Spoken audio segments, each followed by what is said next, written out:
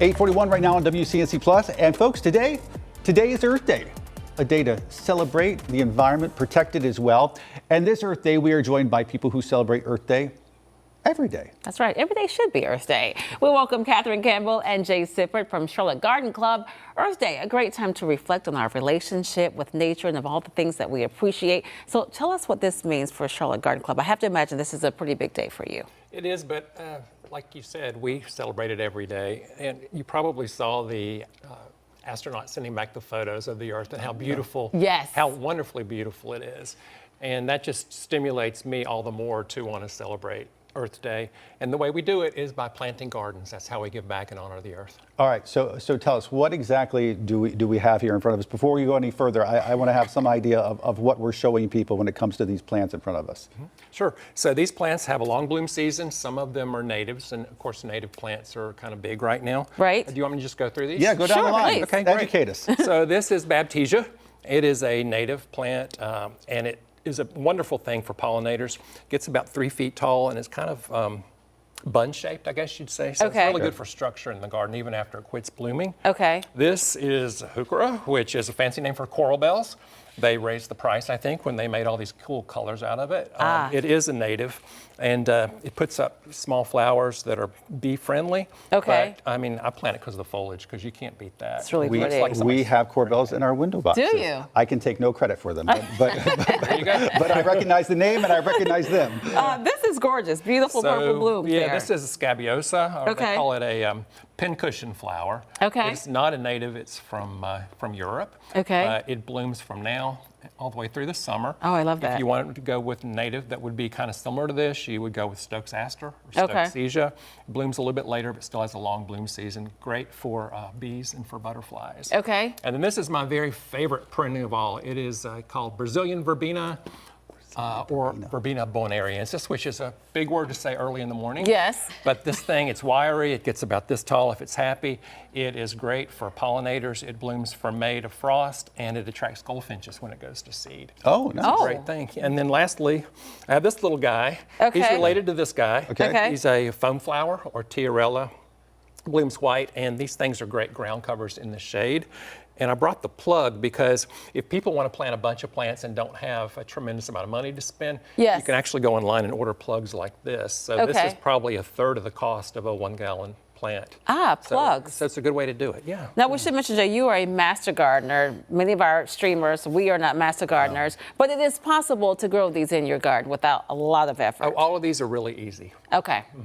Okay, excellent. So, we talk about Earth Day. What does it mean for folks, at the Garden Club? You guys have a big event coming up, I think, next weekend, right? Yes. Well, Earth Day is really all about preservation and sustainability, right? So it's great that we have a reason to step back and really consider Earth and, the living Earth.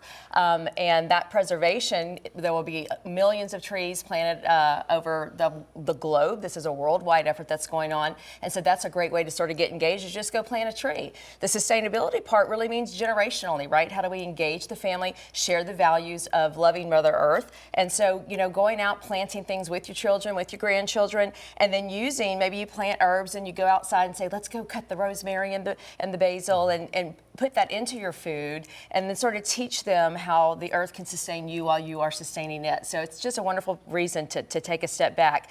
Conveniently, next week, we have ways for you to get really inspired in case you're not sure how to get inspired with Earth Day coming in. That is through Art in the Garden Tour. It is our 17th annual Art in the Garden Tour, and it's really our way at the Garden Club to help Charlotte stay sustainable, right? That we work through active gardening in the community as well as education.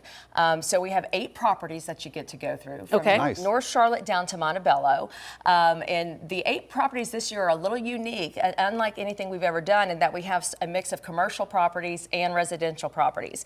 So from shade gardens to sun gardens to large gardens to small gardens, you can get engaged and find something that might be beneficial for any planting area that you have. We have vendors, we have food, and we have a brewery, Fonta Flora. We have barbecue. So it's a very great event. Just go on charlottegardenclub.com and get your tickets and join us. Wonderful. So we have to ask you, Jay, because we've been talking about all morning, the drought, severe, extreme in some cases. How do we handle that when we are working in our gardens or getting our, because for many this is planting season? Well, one way is to mulch your beds. Okay. Because that will conserve moisture in the soil.